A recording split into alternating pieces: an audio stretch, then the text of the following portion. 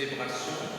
Nous sommes le 8e dimanche du temps de la Trinité et un dimanche qui a pour thème les fruits de l'esprit, avec le mot d'ordre qui est affiché sur l'écran en Éphésiens 5, verset 9.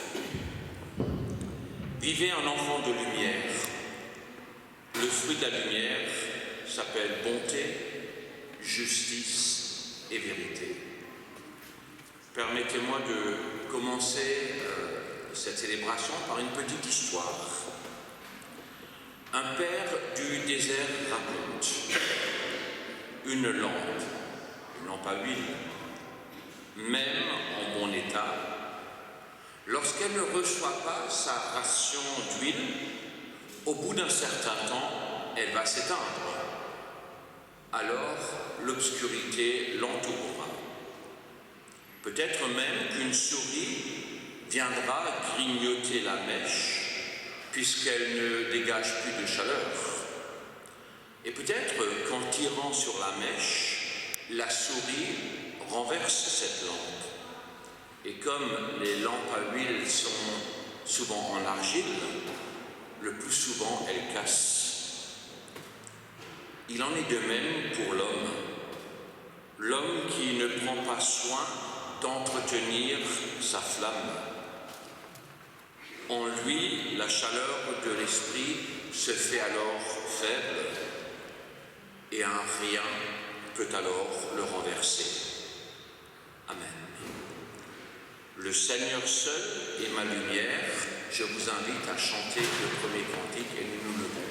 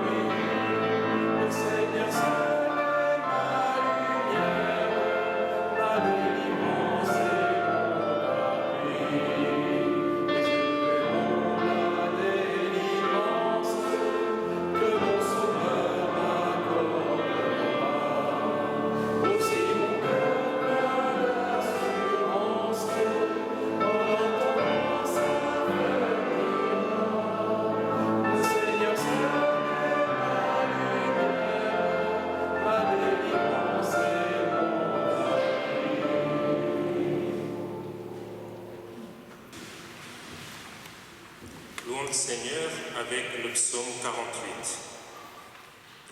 Le Seigneur est grand. Notre Dieu mérite qu'on le loue dans la ville qui est la sienne. La montagne qui lui est consacrée s'élève avec élégance et fait la joie de toute la terre. La capitale du monde, c'est le mont Sion, la cité du grand roi. Ce que nous avions entendu, raconté, correspond à ce que nous avons vu dans la ville du Seigneur de l'univers, dans la ville de notre Dieu. Dieu la maintient toujours debout. Dieu, à l'intérieur de ton temple, nous refaisons l'expérience de ta bonté. Tu es célèbre jusqu'au bout du monde. Jusqu'au bout du monde aussi on te louera. Ta main droite est remplie de bienfaits. Sur le mont Sion, qu'on se réjouisse, et dans les villes de Juda, qu'on s'émerveille des jugements que tu as prononcés. Faites un cortège autour de Sion, comptez ses tours de défense, admirez ses murailles, regardez bien ses fortifications. Alors, vous pourrez raconter à la génération qui vient ce que Dieu est notre Dieu pour l'éternité et qu'il nous conduit pour toujours. Amen. Gloire au Père et au Fils.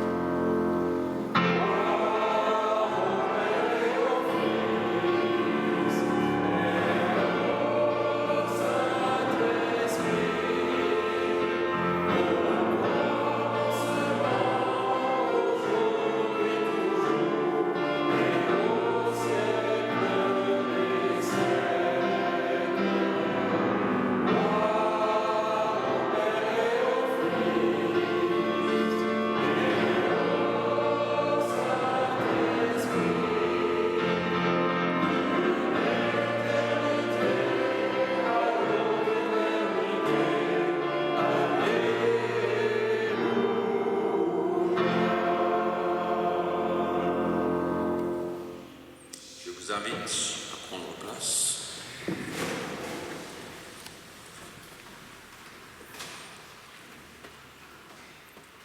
Seigneur, ce matin encore, tu nous exhortes à faire briller notre lumière aux yeux des hommes. Mais tu sais, parfois notre foi est fatiguée. Elle ressemble alors à cette lampe sans huile, menacée de panne sèche. Mais nous savons que ton évangile est une réserve inépuisable. Accorde-nous de puiser à sa source. Ravive notre flamme, ravive notre foi,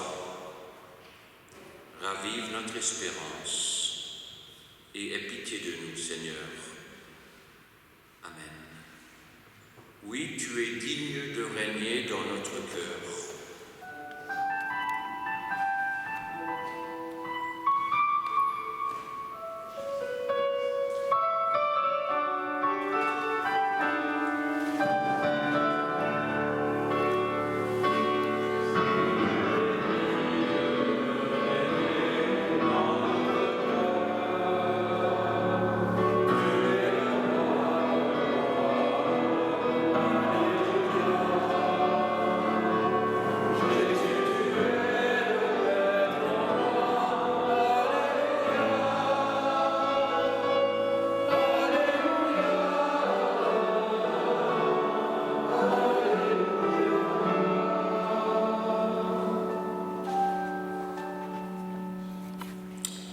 Vous êtes le sel de la terre.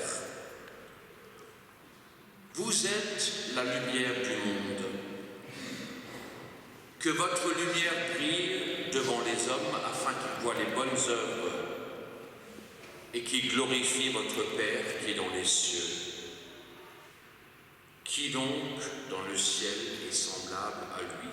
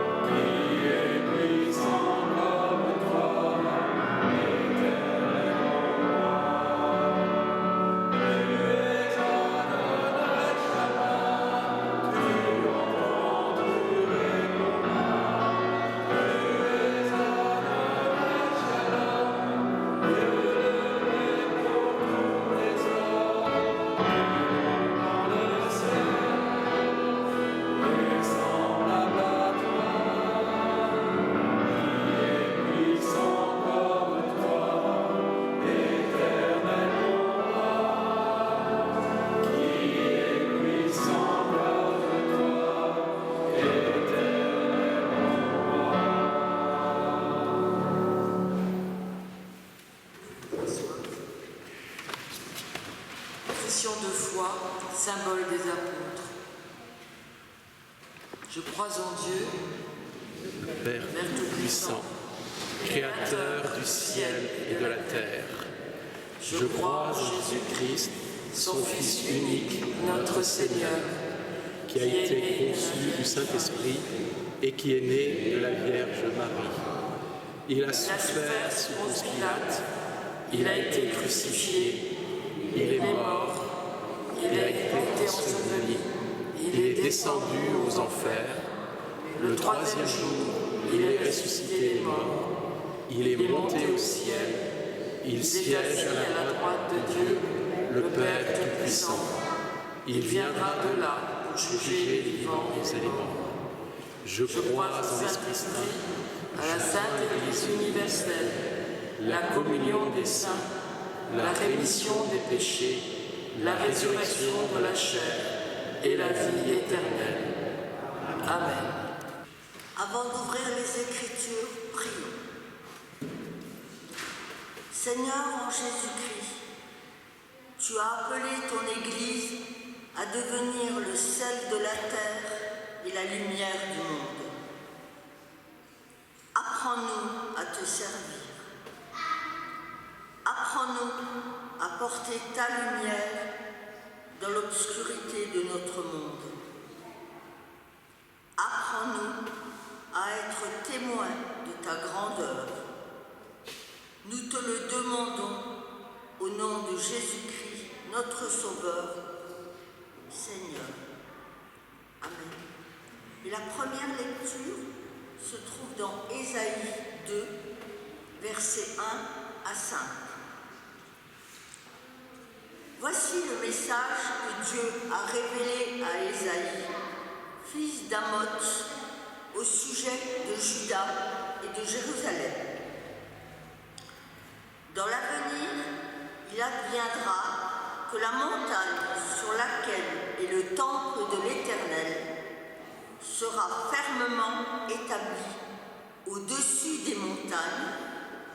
Elle s'élèvera par-dessus toutes les hauteurs et toutes les nations y afflueront. Oui, des peuples nombreux viendront et se diront les uns aux autres: venez, moutons au nom de l'Éternel, au temple de Dieu de Jacob. Il nous enseignera les voies qu'il a prescrites. Nous suivrons ses sentiers. Car de Sion viendra la loi et de Jérusalem la parole de l'Éternel. Il sera l'arbitre des peuples. Oui, il sera le juge de nombreuses nations. Martelant leurs épées, ils forgeront des socs pour leurs charrues et, de leurs lances, ils feront des faucilles. Plus aucune nation ne brandira l'épée contre une autre nation, et l'on n'apprendra plus la guerre. Descendants de Jacob, venez donc et marchons à la lumière de l'Éternel. La deuxième lecture biblique se trouve dans Matthieu, chapitre 5, les versets 13 à 16. Vous êtes le sel de la terre, mais si le sel perd sa saveur, avec quoi lui la rendra-t-on? Il ne sert plus qu'à être jeté dehors et foulé aux pieds par les hommes. Vous êtes la lumière du monde. Une ville située sur une montagne ne peut être cachée. Et on n'allume pas une lampe pour la mettre sous le boisseau, mais on la met sur le chandelier et elle éclaire tous ceux qui sont dans la maison. Que votre lumière luise ainsi devant les hommes, afin qu'ils voient vos bonnes œuvres et qu'ils glorifient votre Père qui est dans les cieux. Et nous continuerons avec le cantique 221, 1 à 3. Ô Seigneur, dans mon cœur, je t'écoute.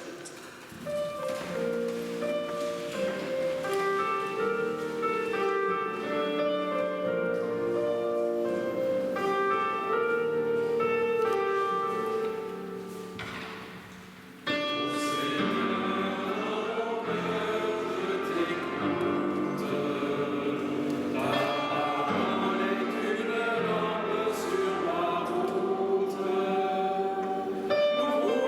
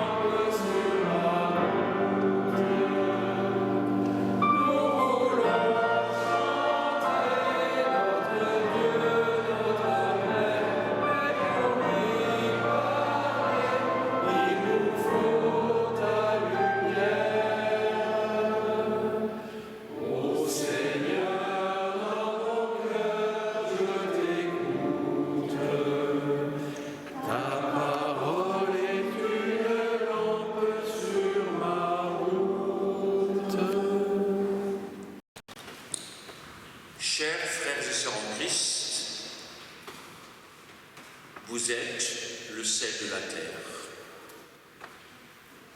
Vous êtes la lumière du monde. Maintenant, vous êtes dans le Seigneur.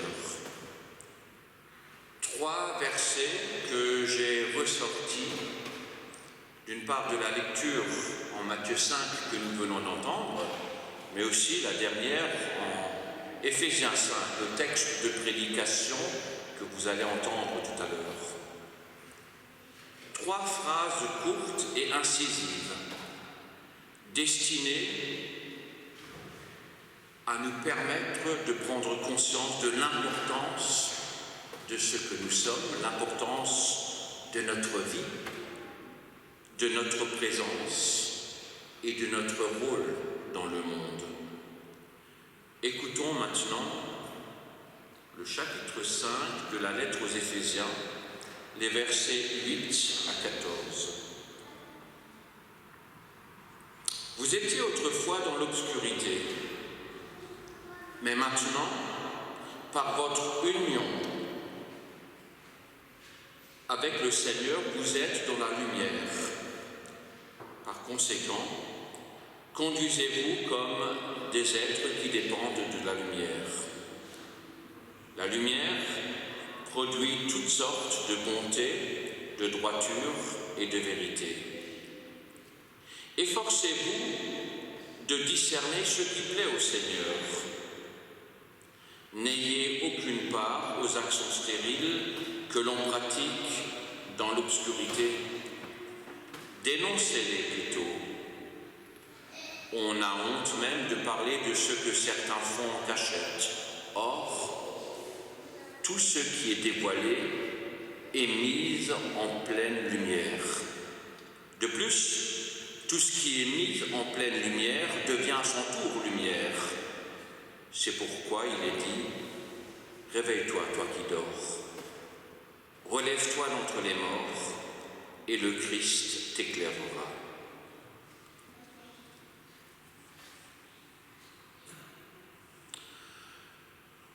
Vous êtes le sel de la terre, vous êtes la lumière du monde. Maintenant, vous êtes dans la lumière, dans le Seigneur.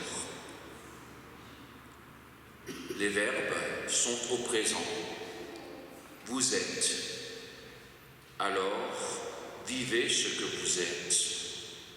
Nous avons cette exhortation d'une part venant du Christ dans son sermon sur la montagne, lorsqu'il encourage ses disciples à être ses témoins, et d'autre part, cette exhortation de l'apôtre à la communauté d'Éphèse, lorsqu'il encourage lui aussi à vivre dans la lumière du Seigneur.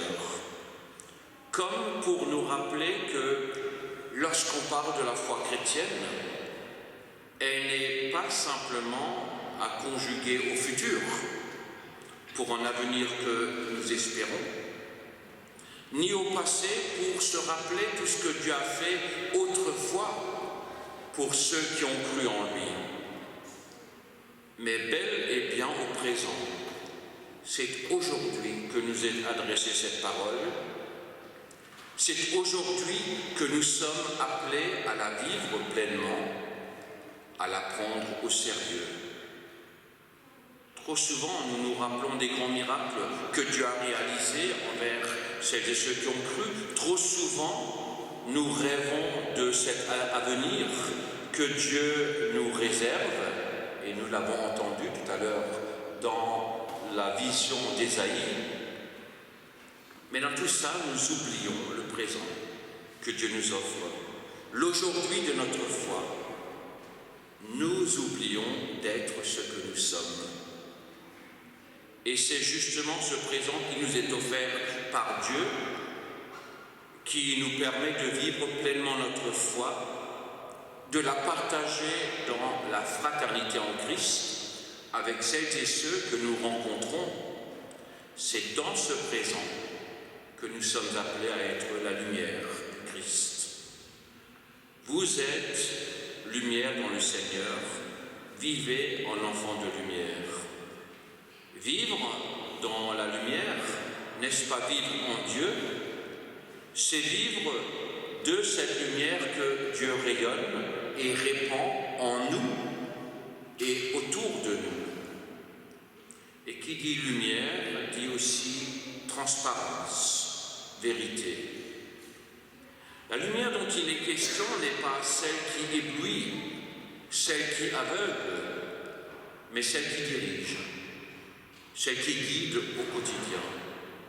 Peut-être pourrions-nous la comparer à celle d'une bougie. Une bougie en temps d'orage, lorsque nous sommes dans la maison et que le disjoncteur a sauté.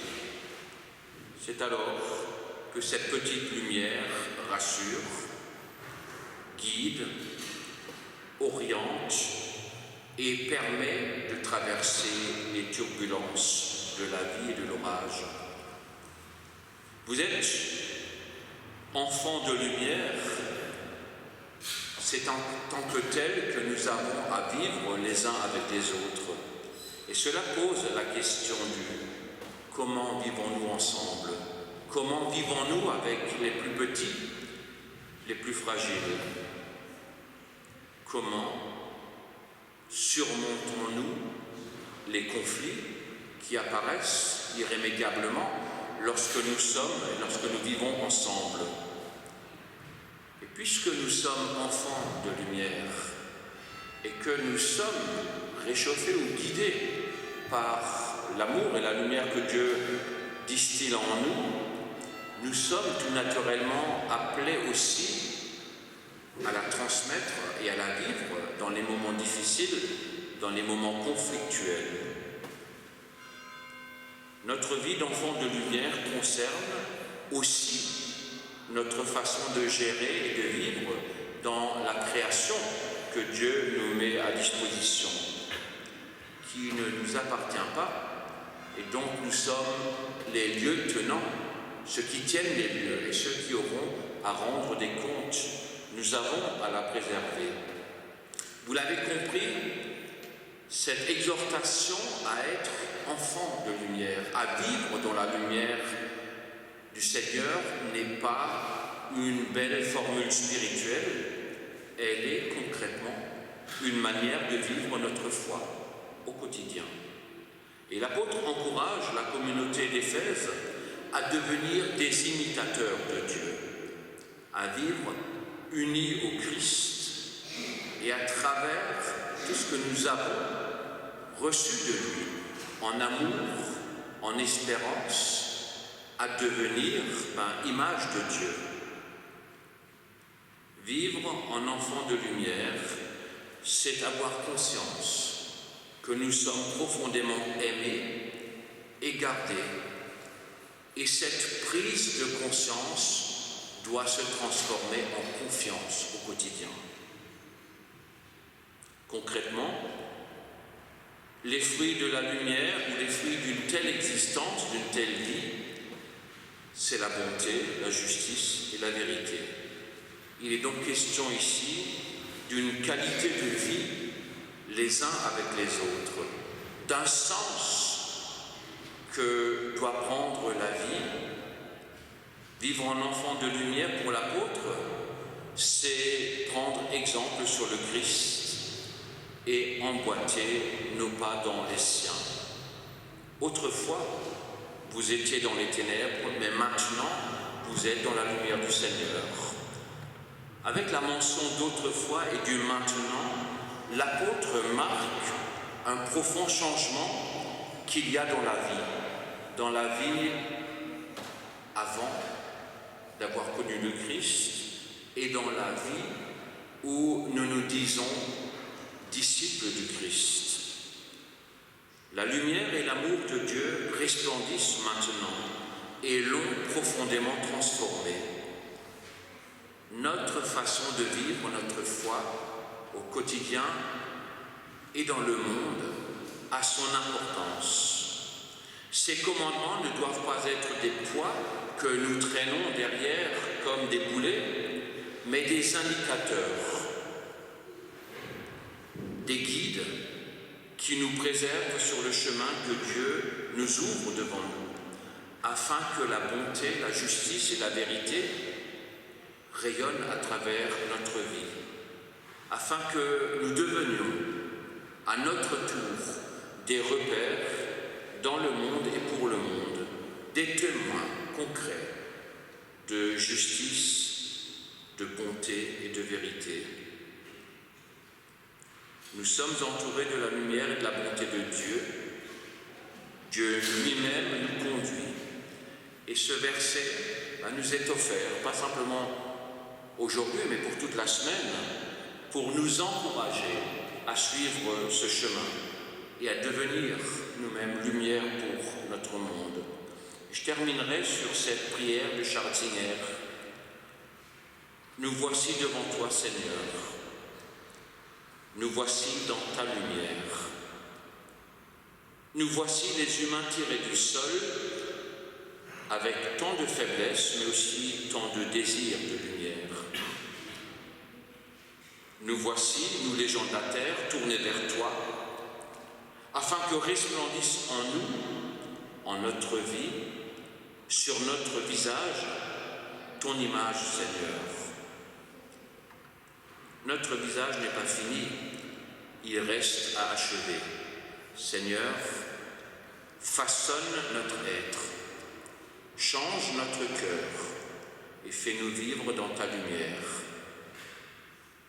Nous voici, nous les humains, pour travailler et vivre à l'image que tu as mise en nous dès le commencement. Nous voici devant toi, Seigneur, pour vivre en enfants de lumière. Amen.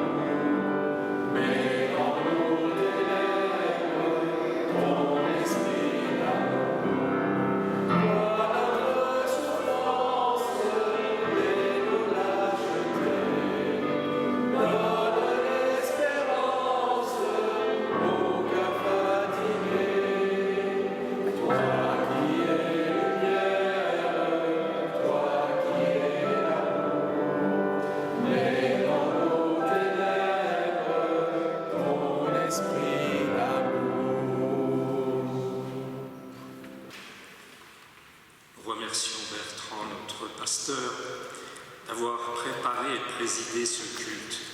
Merci à l'équipe qui a contribué à l'animation de la liturgie par la musique, les lectures, la projection et la vidéo. Je voudrais demander à une personne de Yutz de venir faire les annonces, s'il y en a sur Yutz. Rien de particulier? Très bien. Pendant les vacances scolaires, les activités sont en sommeil. Toutefois, les personnes qui souhaitent se joindre à l'équipe qui participe à l'entretien des locaux sont invitées à venir ce jeudi 25 juillet à partir de 9h. Et dimanche prochain, donc le 28 juillet, culte à Yutz à 10h30. Voilà, je crois que Bertrand a quelques annonces à vous faire. Le temps des vacances d'été est aussi un temps de repos pour les pasteurs. Alors, nous nous sommes organisés pour avoir une présence durant l'été.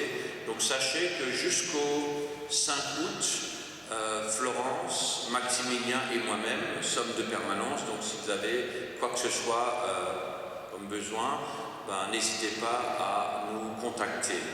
Alors, nous souhaitons un bon repos aussi à Daniel, qui est en congé, et aussi à Thierry Grossans, qui lui est en arrêt maladie pour un temps relativement long.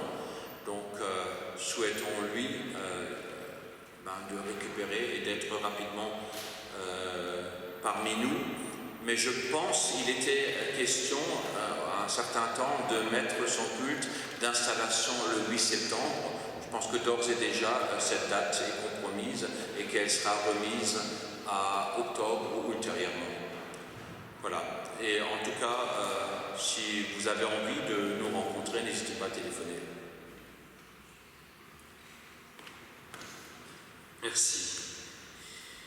C'est maintenant le moment de l'offrande. Elle représente une forme de réponse à la parole du Seigneur, que chacun donne ce qu'il a décidé dans son cœur.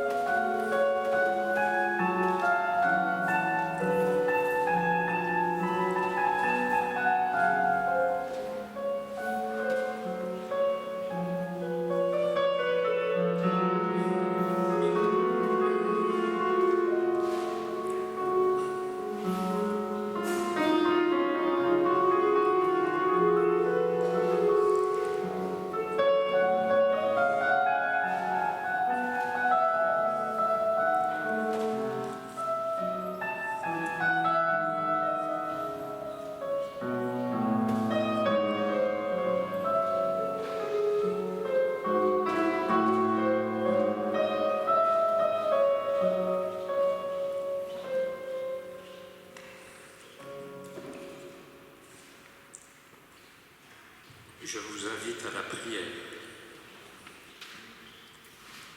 Seigneur, nous te rendons grâce pour les dons que jour après jour, nous recevons de ta bonté. Accepte cette offrande comme un signe de notre consécration à ton service. Amen. Je vous invite à poursuivre dans la prière d'intercession.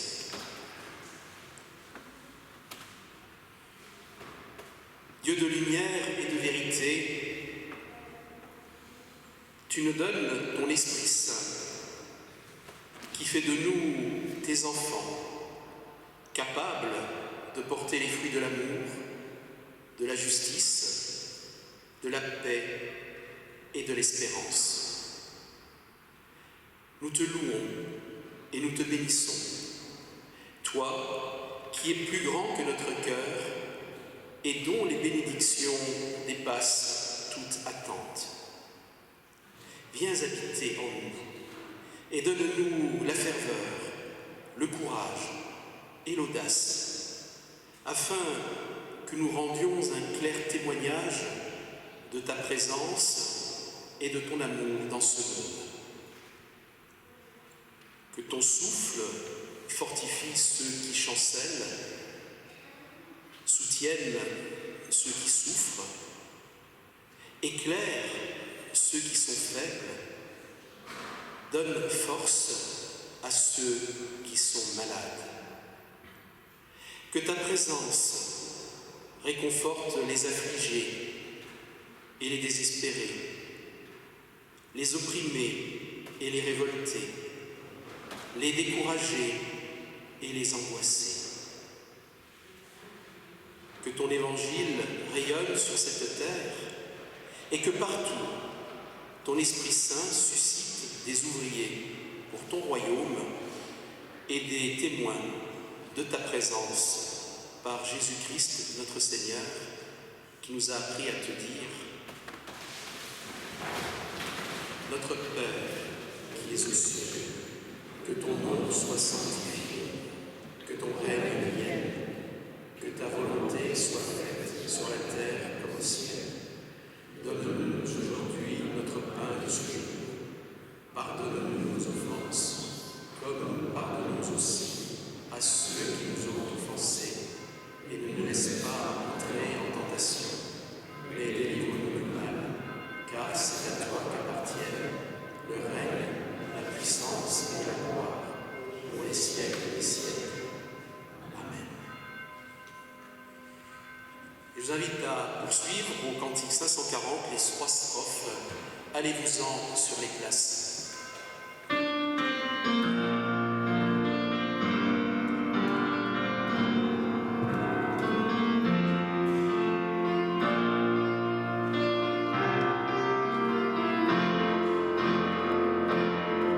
Allez-vous-en sur les places et sur les parvis.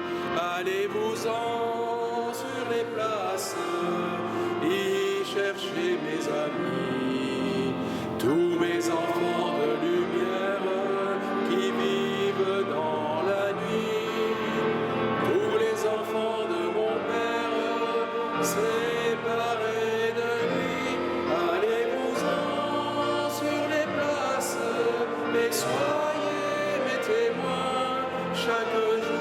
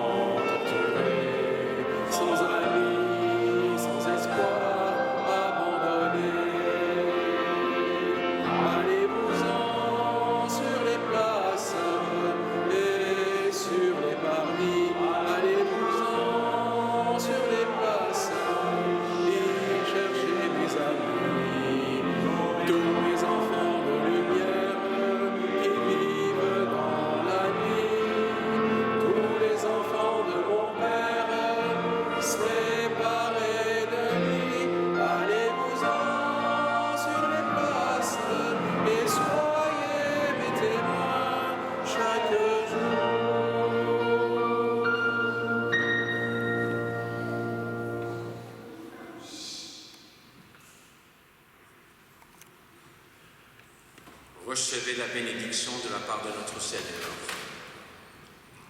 Allez-vous-en sur les places et soyez témoins du Christ. Et rappelez-vous que être enfant de lumière, c'est être témoin de la bonté, de la justice et de la vérité. Que Dieu vous bénisse dans ce travail fastidieux de vivre enfant de lumière, qui vous donne la force et qui vous assiste au quotidien.